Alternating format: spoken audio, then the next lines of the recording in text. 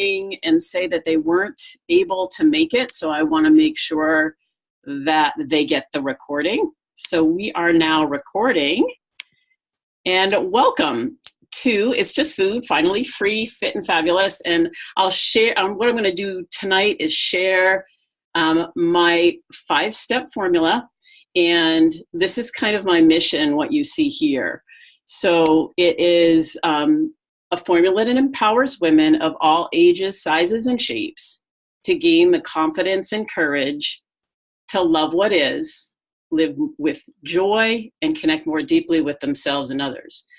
And what we're going to be talking about today is all 5 of these steps. So we'll be going through them, and this is the formula to really transform your relationship with food, with your mind, with your body, and with yourself. So as I said, if you have questions, please feel free to use the Q&A down below, and we're going to move through, and I hope you enjoy this presentation. You are in the right place. Let me tell you, if you're tired of riding that dieting hamster wheel, right? A chronic yo-yo dieter, held hostage by overeating, always looking for the next best thing, right? So right away, I'm going to start a poll to kind of check in with who's here. And I'm going to set up this first poll, right? How many, what I'd love for you to do is just answer this first one. How many diets have you been on? And I am going to launch the poll. And just answering the very first question, how many diets have you been on? And so you can put this, answer this as you've been listening and watching, less than 5, between 5 and 10, or more than 10. Okay, so you can take a look at that and see. Okay, great. So you can see what's coming up here, right? We have less than 5, more than 10. All right. And we're going to move into those other questions in a little bit. Good. Thank you for answering those. I'm going to kind of pull those up in a little bit. How do you eat when you're really hungry, fast or slow? And what do you eat when you're really hungry? And this is kind of a multiple choice, picking some different things. So I'm going to keep that open, and I'm going to kind of move it to the side, and I'll end that poll in just a little bit. So you are in the right place if these different things right here describe you. And it looks like we do have quite a few people that have been on more than 10 diets. And I'm right there with you. I'll share a little bit more of my story as we go. Avoid going to places because of how you look, are uncomfortable or ashamed of the size of your body, overwhelmed by thoughts of food, eating, or your body. So these are what I call, this is the then I, when I game, right? When I lose the weight, then I'll do this. When I get to a size blank, then I'll wear that or take that picture. So if that's you, or if you play that when I, then I game, then you're in the right place. And lastly, if you're overwhelmed with the conflicting information out there, there's so much out there now. One year, one thing is good for you. Another year, something else is good for you. And this is bad for you. So it's no wonder that people are so overwhelmed and confused about all of this. Stressed out and confused about where to go and what to do next. So if any of those describe you, you are in the right place, and I'm glad you're here, because we can shift these thoughts, and we can shift this to begin a journey to freedom and peace with food and with your body and with your weight. So this is, don't step on it, it makes you cry. So if you weigh yourself and find yourself having thoughts or behaviors because of a number on a scale. This is a story and how I learned that it's more than just food and it's more than just exercise to make a shift in how you feel about your body and how you feel about food in general. And you're not alone. So I'm going to go through a few stats right now. 95% of dieters fail. 95%. And we're going to talk about why that is. And if you think about going to a doctor, a lot of times that's what they're prescribing too, is to go on a restricted eating plan or a diet of some sort. And if you were to go to the doctor for, say, strep throat or something, they're not going to give you a prescription for something that only works 5% of the time. Yet, that's what our medical profession does with diets. They say losing weight is the answer. We're going to address that a little bit. 91% of women are unhappy with their bodies. 91%. And we're going to get to that a little bit later too. 81% of 10-year-olds are afraid of being fat. And the diet industry is a $60 billion a year industry. There's got to be something better out there. You and me, we are all the role models for our next generation. And we have to think about how we talk to ourselves about our weight and our bodies, because 81% of 10-year-olds are afraid of being fat. And negative body image starts really, really early now. I have a couple other stats that I want to share with you. By age 17, 78% of girls in the US are unhappy with their bodies. So that's, high school age, right? And when women are unhappy with their bodies, or young girls are, their answer is a diet. And that is 95% fail rate. So with these stats, that's why I do what I do and why I've learned a different way. I'm going to share a little bit about my story, and I'm going to stop this. There we go. Okay. So this is me at about 3. I grew up in a fairly restricted home. So there was not a lot of sugary foods or snacks at home at all. And my story starts, my very first diet started at 10 years old. And it came basically because of a nickname that was given to me, out in the playground. And it was a body image. I became having some difficulty with body image. So just like those 10-year-old girls, the 81%, I started my first diet.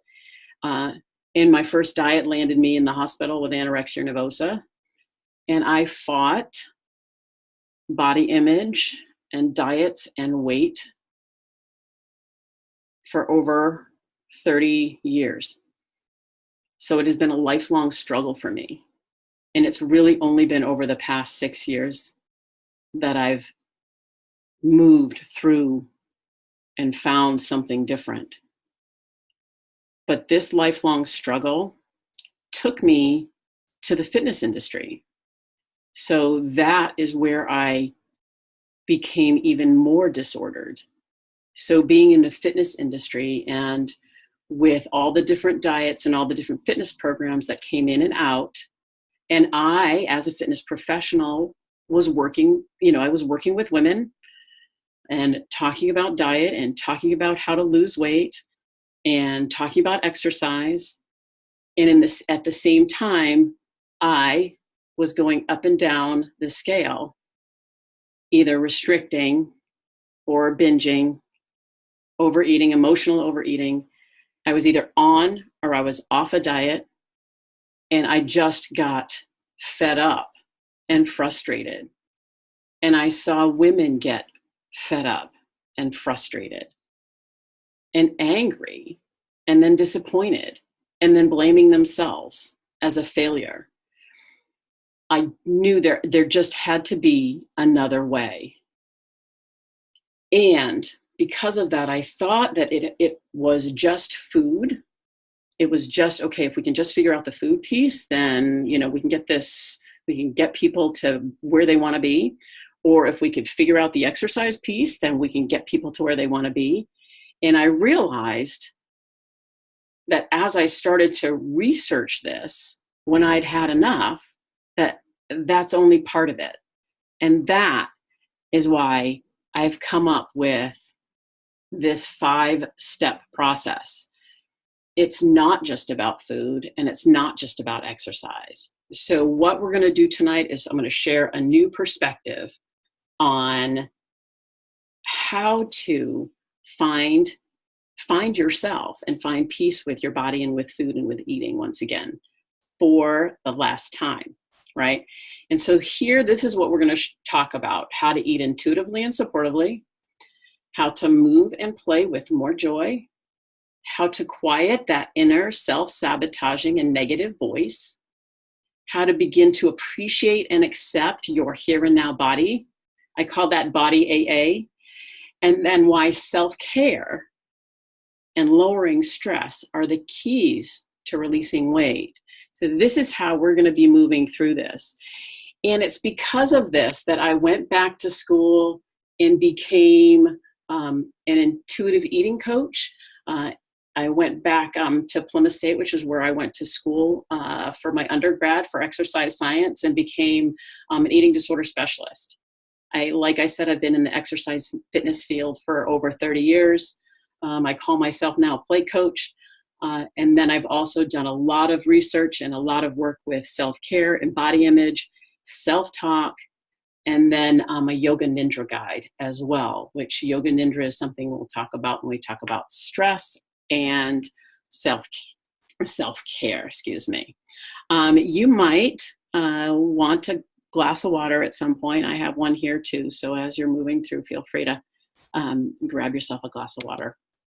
Okay, so let's talk about what we're going to be doing here today. This is what we want to talk about.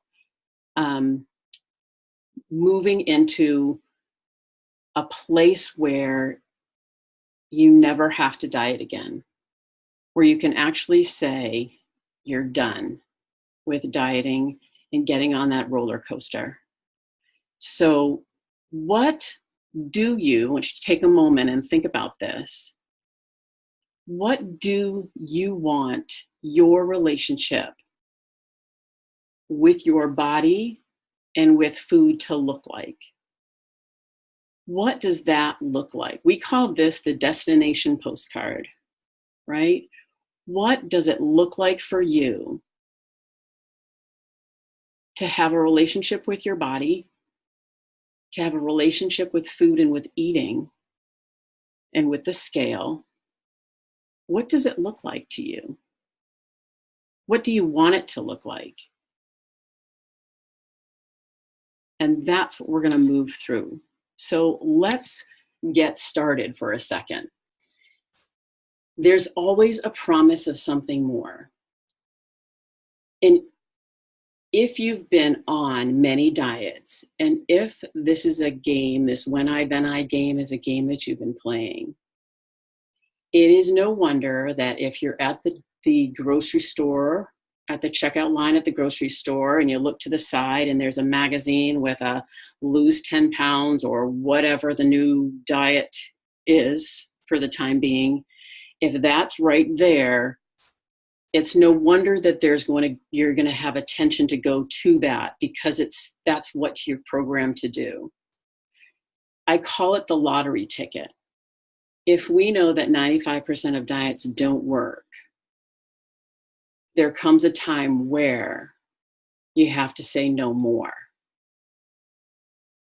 And with today's society and with diets and exercise all around you, all of the different terminology, clean eating, gluten-free, paleo, all of this, it's about taking and hold and honoring you and your body and saying no more and letting this go.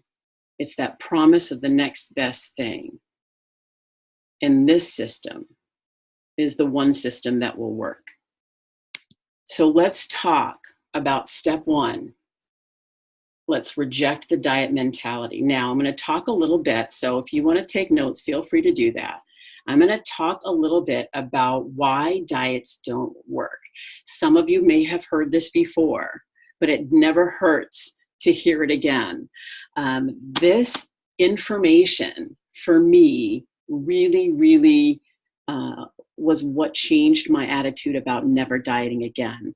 There was stats and facts. So when we go on a restricted eating plan, there's a few things that happen physiologically within the body. So I'm going to talk about them a little bit. One hormone that increases is called ghrelin, and ghrelin is our hunger hormone.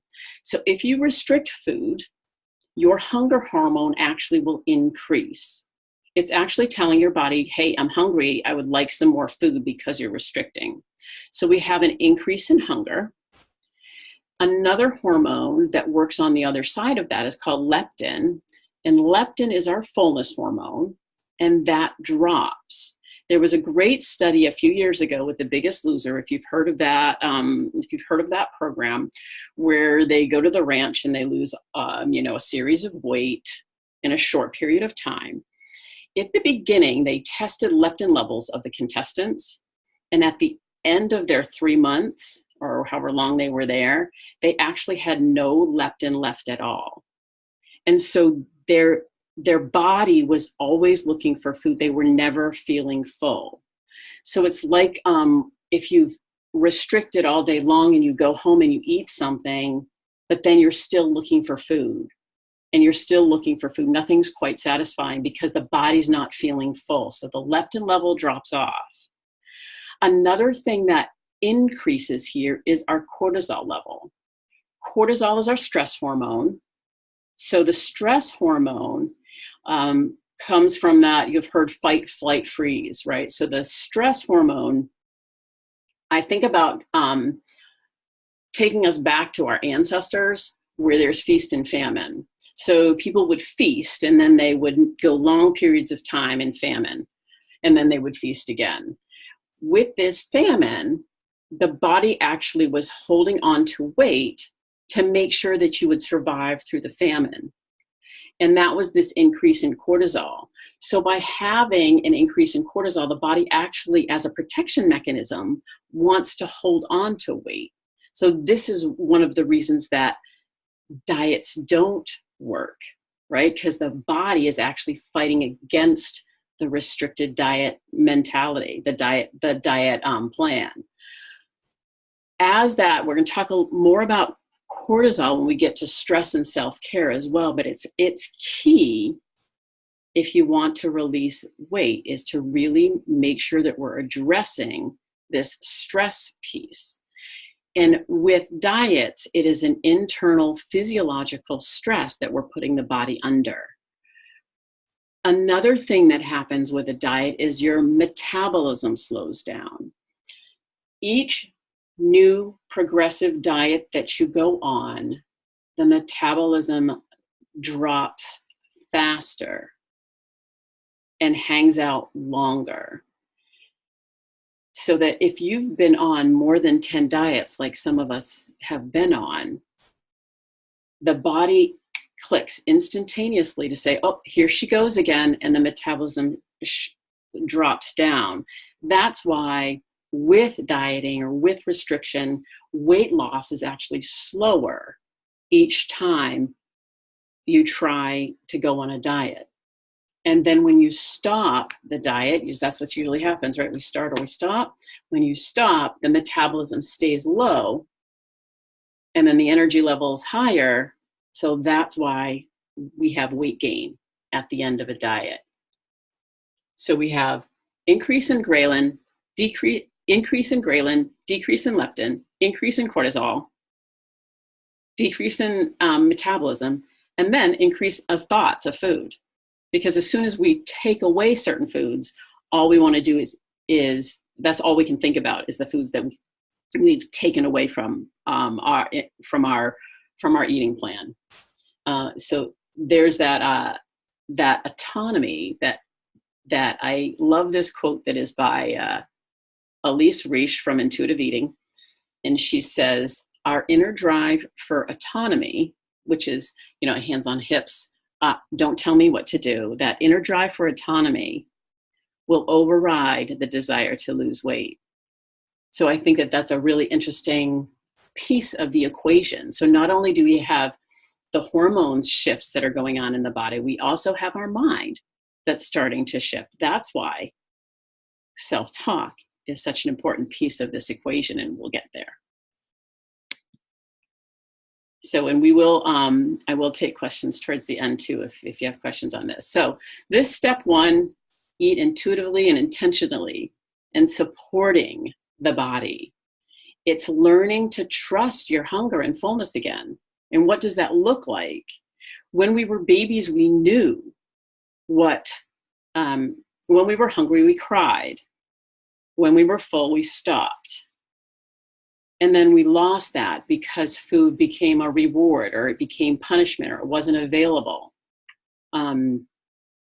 So thinking about gaining trust in your body again when it comes to hunger and fullness. And not only gaining trust in your body, but allowing your body the time to trust you again, especially if you've been on many diets and restricted many times. So there's this, trusting in the body, and then letting the body trust you as well. And then understanding how important it is. These are just 3 from the intuitive eating, 3 of the 10 different principles, but understanding that being satisfied is a really big part of opening up food and keeping food on kind of a neutral playing field, and getting rid of the goods and the bads, right? And then learning how to deal with emotions, because when we get stressed out, that's usually when we go towards food, because the body responds to food.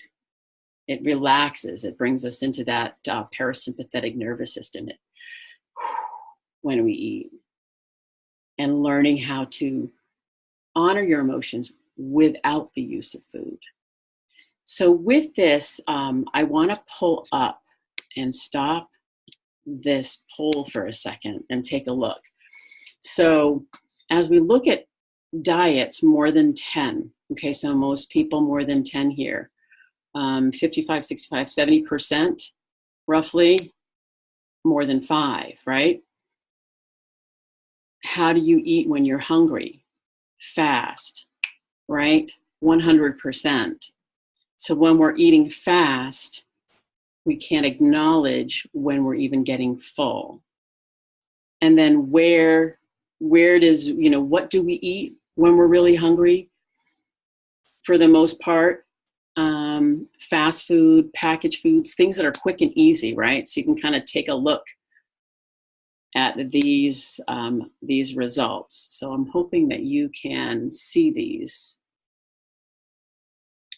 I have a question, so I'm going to pop that up here. Can't see the poll. Thank you. There you go. Now hopefully you can see it. So less than 5, 27%. More than 10, 55%. Fast eating, packaged foods, fast foods, and some are preparing a meal or a snack, right? And then some other. So interesting kind of way to take a look at this. Okay, so I'm going to stop sharing. Let me see if I got another. I can see it now. Perfect. Thank you very much for that.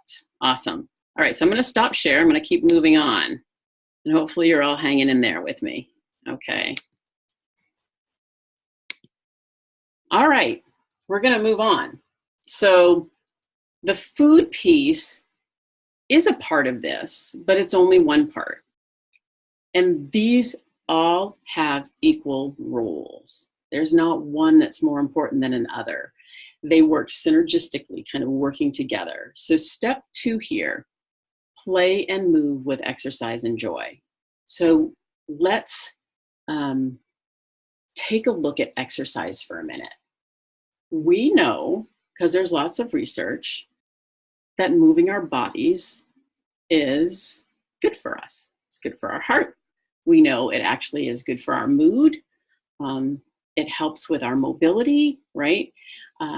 What happens, though, when it comes to exercise is we begin to hook to a specific type of exercise or program. I have to do 30 minutes of such and such. You know, the big one is cardiovascular. I need to do 30 minutes at such and such a heart rate in order to lose weight, right? Or whatever the program is at the time being. Being in the fitness industry for over 30 years, I saw lots of conflicting ways to move your body. And when it comes to this philosophy, it is, let's find something that you like. Because if you like to do it, you will do it.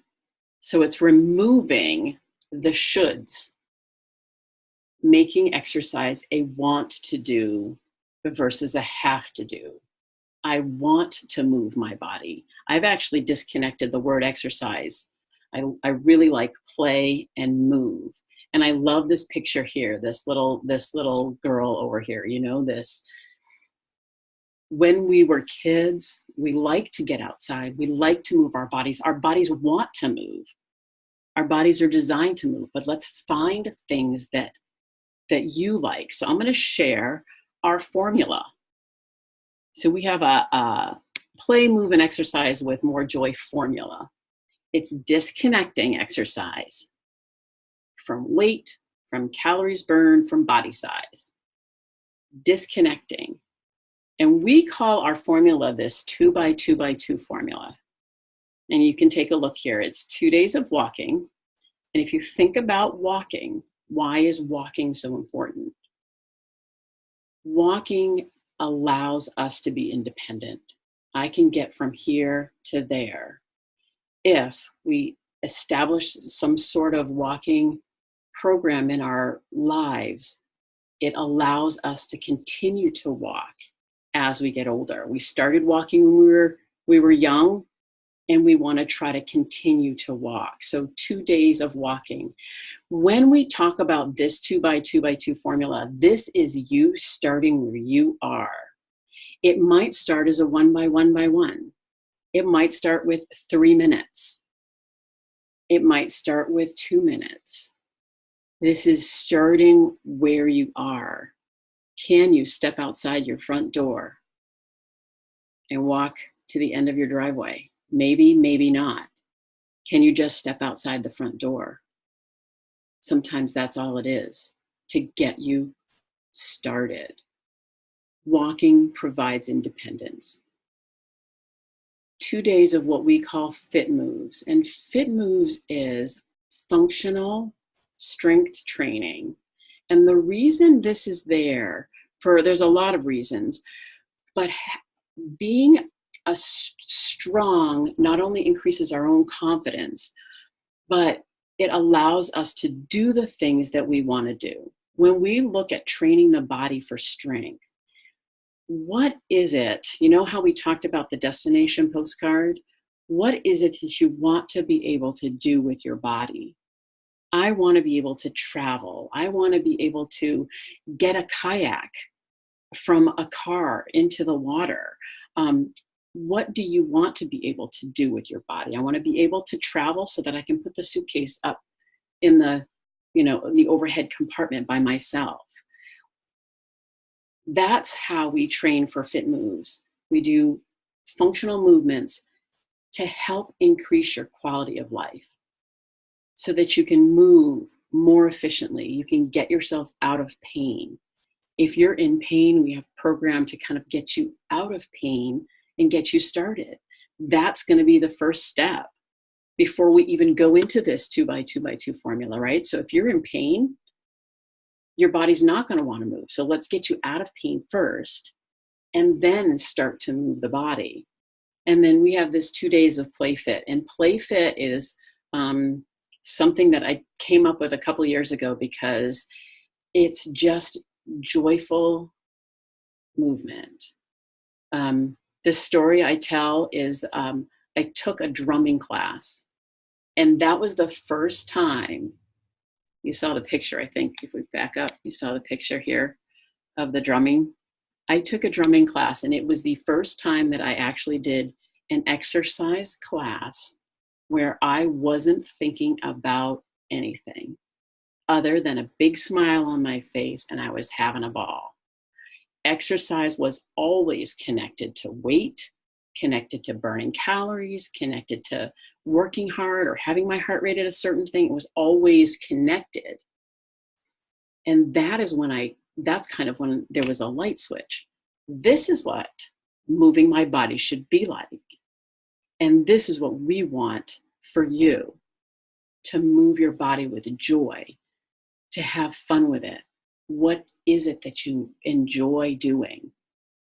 And this is part of this equation, right? So it's 2 days of walking, 2 days of building some strength and getting function. So it's important to, we think about independence, we think about mobility, being able to move, reach things overhead, pick things up off the floor, climb a set of stairs, right? Our mobility, function, that we can do the things that we do want to do, and then also quality of life. What do I want to be able to do with my body? Let's train the body so that you can do what you want to be able to do in that destination postcard, right? All right, moving on. Step 3, I'm going to take a quick sip of water here. I'm going to tell you a little story about Maxi-Me. I have a Maxi-Me and a Mini-Me. And so some of you have probably heard a couple of my stories, but I want to share a little bit about thoughts for a second. We have some research base for you. We have between 50 and 70,000 thoughts a day. Right? We have thoughts all day long, right? That's what our mind does, is it goes and goes and goes. Now, of those 50 to 70,000, 80% of them are negative. So we have research saying that 80% of our thoughts are negative. And then that's not all of it. 95% of those negative thoughts happen day after day after day. And so if you think about the voices in your head, the critical voices, the ones that beat you up, because I know that they're there. When I moved through this kind of process, I began to really take a look at this critical inner voice that I had. So that I called my mini-me, right? So my mini-me was this negative, degrading voice that was always putting me down or telling me I was stupid or whatever it was continuing to tell me. And I realized that in order to do something, I had to develop a stronger, more compassionate, kinder voice inside, one to help support me. And so that's when I developed Maxi-Me. So the girl with her hands on her hips, there's my Maxi-Me. What happens though with our self-talk is, because of all those thoughts and because they're so negative, I relate the mini-me as someone who's been running a marathon. They've been training, they've been going. They're well trained and well versed in beating you up.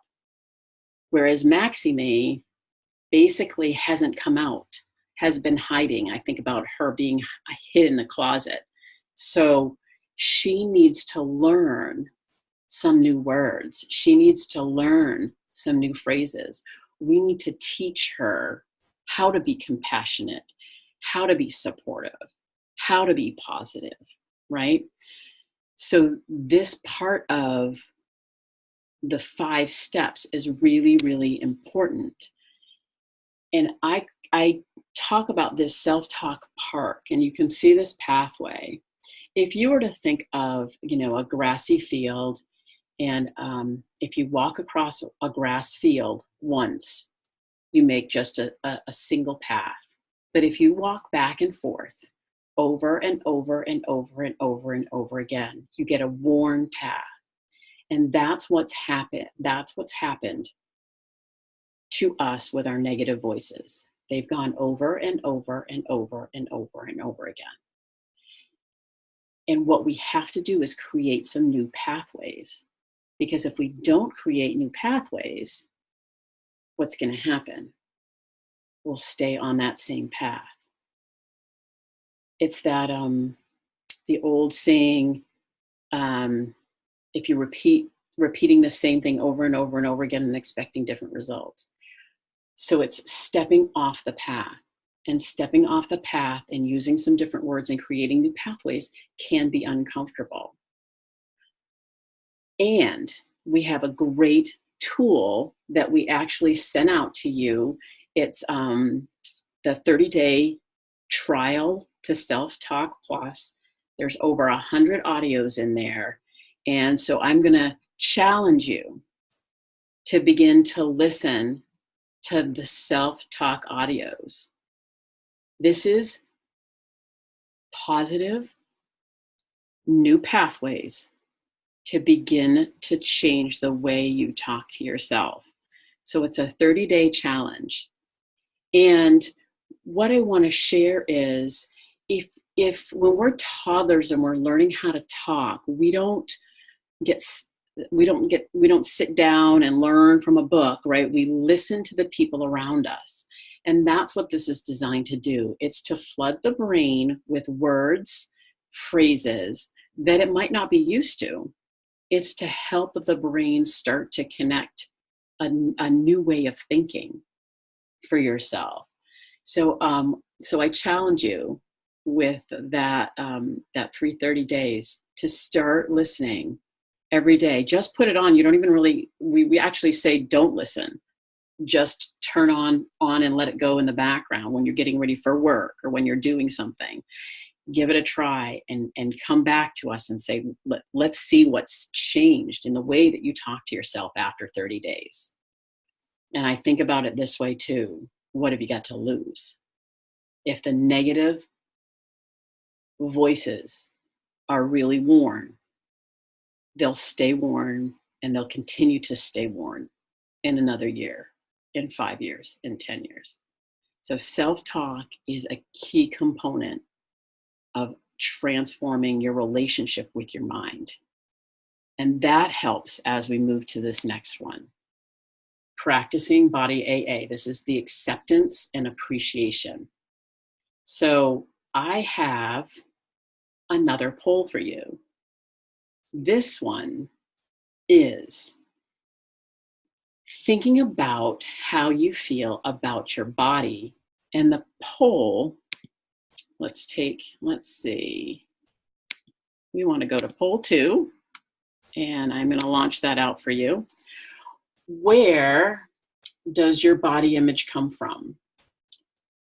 So you can click any of these that you think, and I don't have an other, so I apologize for that. But if you have an other, you can put it in the Q&A, and I'll take a look at that and we can add that in.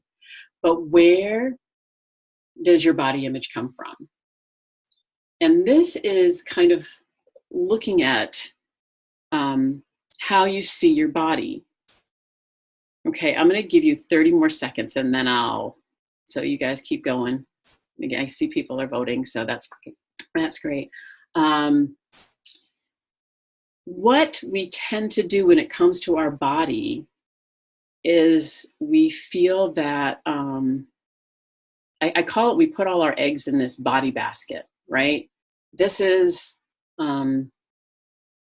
if my body looked a different way, then everything would be okay. If I just fit into a size blank, then everything would be okay, or I'd be happier, or I'd be more successful, or we have this illusion, right? So when we talk about our own body image, beginning to, instead of looking at what you don't like about your body, or talking poorly about parts of your body. And I'm just going to connect this to our next generation. Looking in the mirror if you have young people around you, right? Or talking poorly at lunch with young people around you about your body. That's where they pick it up too, right?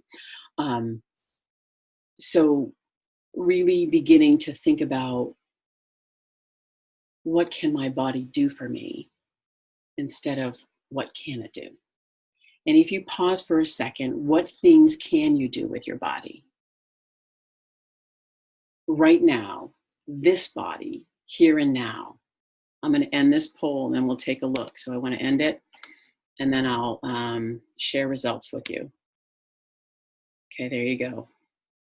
You should be able to see that. So we have family, peers, society and culture, 91%. Media, medical profession, fashion industry, mirrors. When you think about all of these things, they are all external. They are outside of you. Family is outside of you. Friends outside of you. Society, culture, it's what's on the outside. Media. And yet we take it all in and then we internalize it. And then with that internalization, we turn right to our self-talk and start to bash ourselves. So see how those two are kind of linked together. What can your body do for you? And to really look at your body as a gift.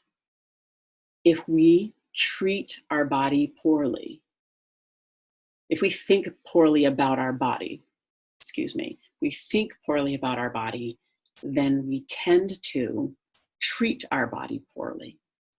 When we think of our body as a gift, gets us through life. It's our vehicle to experience the things that we experience. We tend to treat it more kindly and with more respect. So instead of internalizing all of these external messages, keeping them as external messages and beginning to appreciate and accept your own body for its own uniqueness. So I have another exercise that I'm just going to take 1 minute to do here, and then I'm going to try to keep on rolling. If you think about someone that you really care about, and you think about what it is that you like about them, does it have anything to do with the size or shape of their body?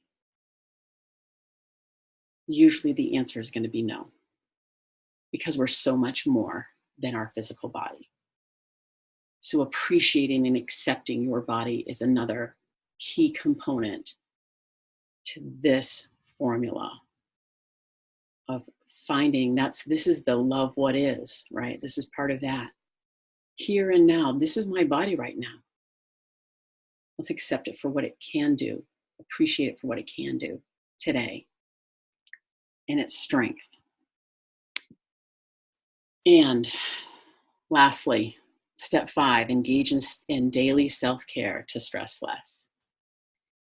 It is essential for us to begin to take care of ourselves in a way to reduce our cortisol levels. Today's society, we have external stressors all around us. We don't need to be adding internal stressors. Internal stressors being diet, restriction, overexercise, shame, guilt, negative self-talk, body bashing, right? All of that is internal stressors that we have control to help. Self-care is one of the keys to lowering cortisol levels. Did I say cholesterol? I might have. Lowering cortisol levels, increase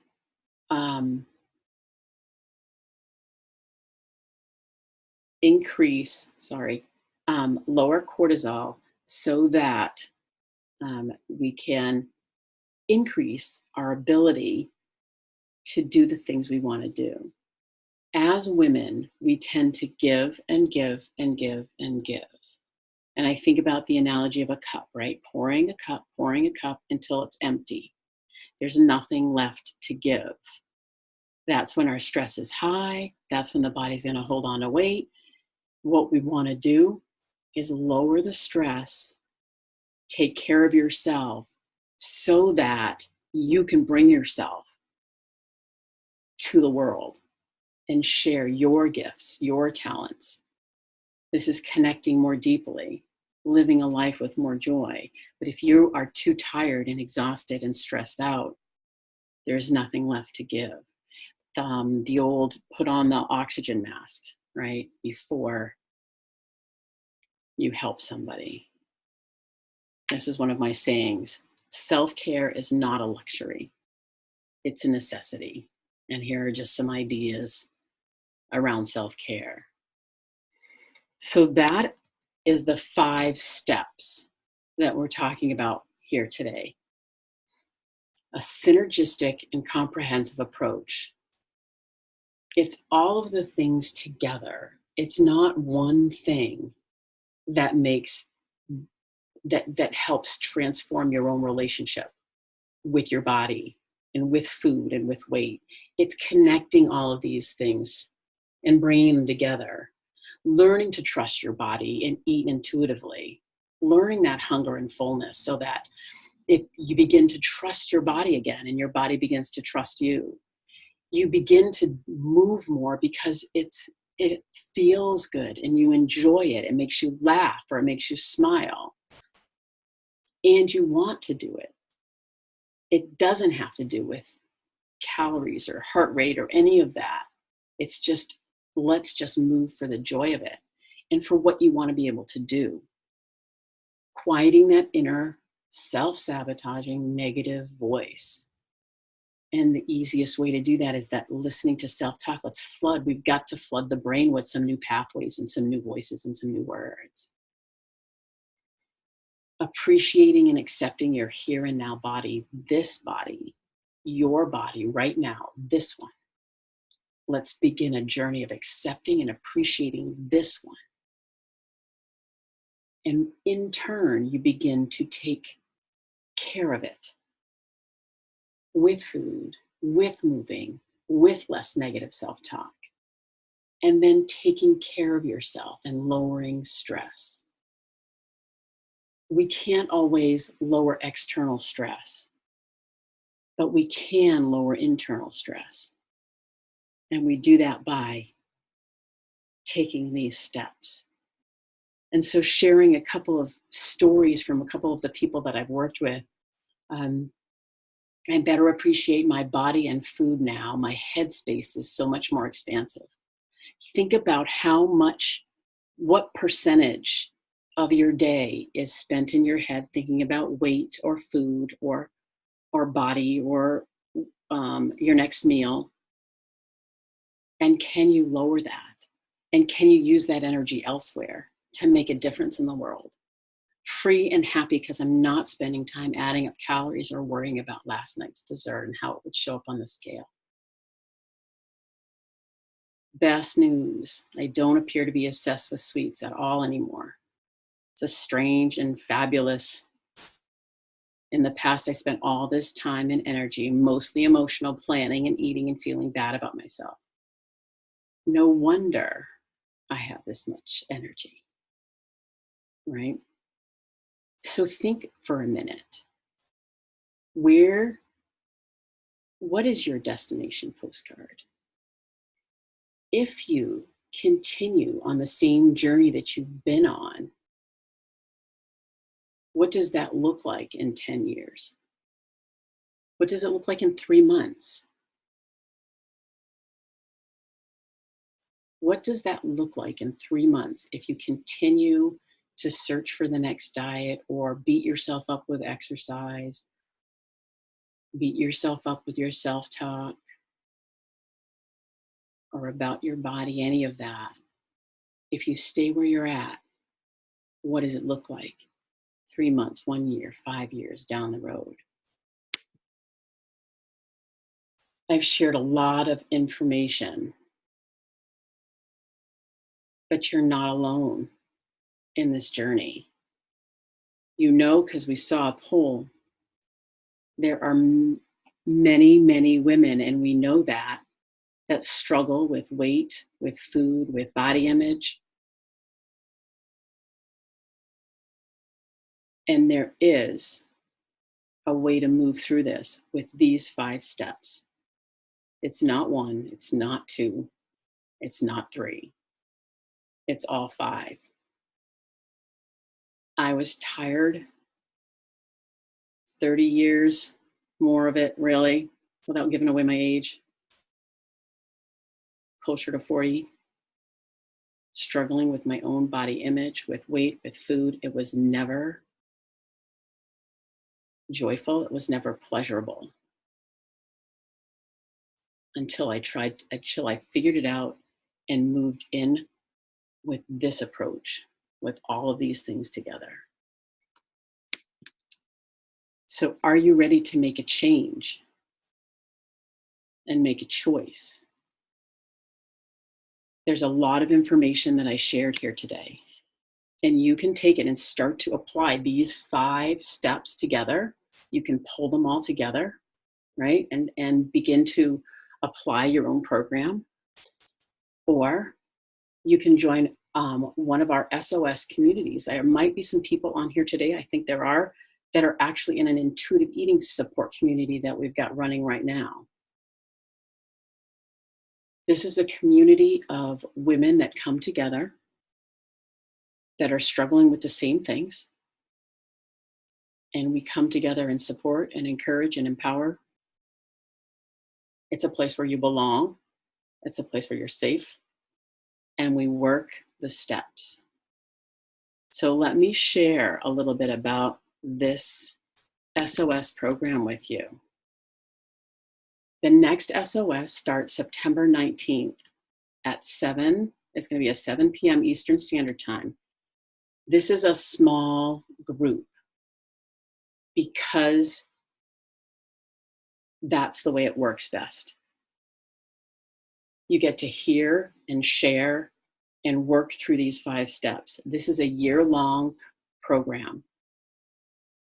If you're ready to take a step and make a change and see who you really know you are, I would love to have you join us. I'm going to share this screen right now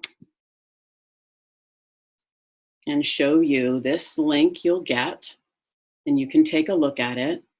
This is the Support Over Struggle called SOS. And I want to share what it entails with you.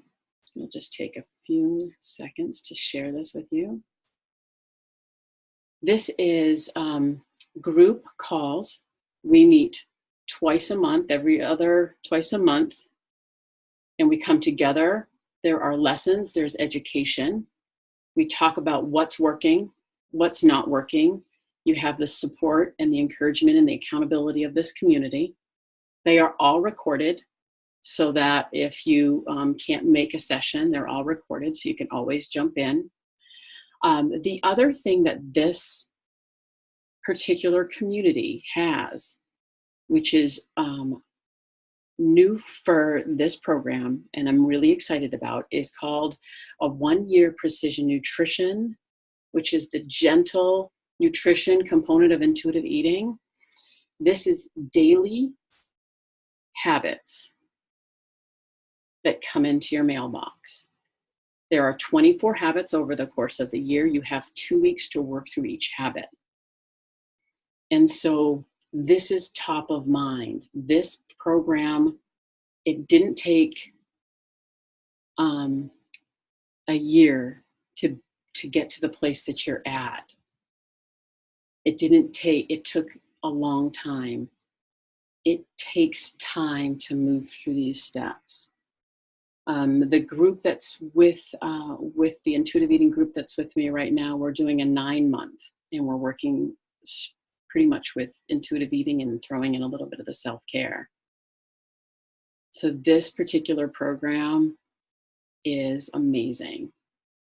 Daily habits, 2 times a month phone calls where we come together. It's live, and they are recorded. 24/7 access to the Yoga Nidra. Those are guided meditations to help decrease stress, right? Put right in there. Diet Free Sisterhood. We have a group online, a Facebook group that we come together, and that's private. $197 a month for 12 months. This is an amazing program. I hope you'll join me and an amazing group of other women. The other things that come with this, there's some bonuses too, right? Drumming fun. So there's 9 drumming classes. Fun. So that comes with this, so that you can use that anytime through the year as well. The self-talk, which you've already gotten, and then a movement checkup too. So if you're in pain, we're going to get you out of pain. So if this is something that interests you, I would love to have you join me in September. And I'm going to pop out of that and finish this up. Shaping perspectives, we believe anything is possible and success is inevitable. I hope you'll join us. And this is kind of my mission. Love what is, live with joy, and connect more deeply to yourself. So finding yourself and others to make a difference. So it's almost 8 o'clock. I did say I would wrap it up in about an hour, but I do want to open up the Q&A. If anybody has any questions, I would be more than happy to answer any questions. I hope this has been helpful. I hope you are understanding that it's not just about food and it's not just about exercise. It's about all of these things pulling together, working together in unison so that you can step in to your life. I think the biggest question is, are you ready to move out of where you've been and learn a different way? So, any questions? Questions. Would you entertain a sliding scale for low-income women? We will take a look at that. So I will talk with my business partner and see. So I appreciate that question. And we'll keep you posted on that, okay? So it's a good question though. Any other questions or thoughts? The SOS is a amazing program. Where can we find the link? We're going to send the link out. Okay, Kathy, so we'll send the link out. So thanks for asking for the group. Thank you. I really appreciate you all spending some time here with me tonight. This is my passion. I think most of you know that, because I don't want other women to have to deal the same way I have for so many years. There is a way to move through this. So I thank you. And I am going to stop the recording now. And I will hang